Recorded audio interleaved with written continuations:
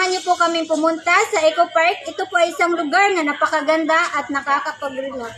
So ngayon, nandito po kami sa 6.5.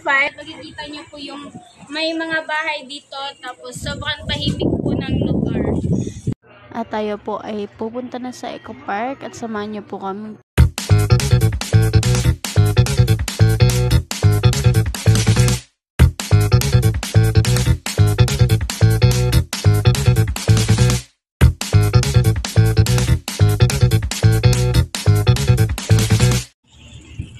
Nandito na tayo sa entrance ng Eco Park.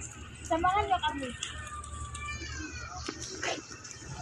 So guys, nandito tayo sa Eco Park at sinalubong tayo ng sariwang hangin at mga lalaki mga puno.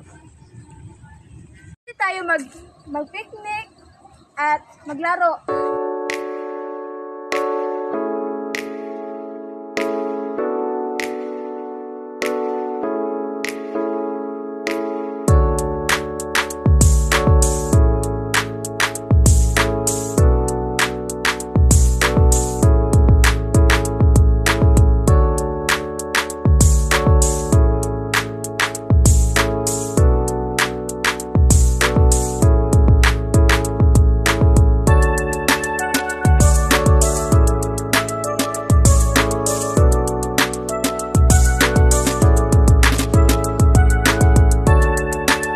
Sobrang lawak na lugar dito guys. Madaming pwedeng gawin dito guys. Pwede tayo mag-bike at maglakad-lakad sa mga trails.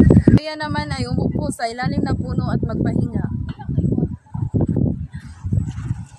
Tulad ng kanilang ginagawa guys, sila ay nagpapahinga.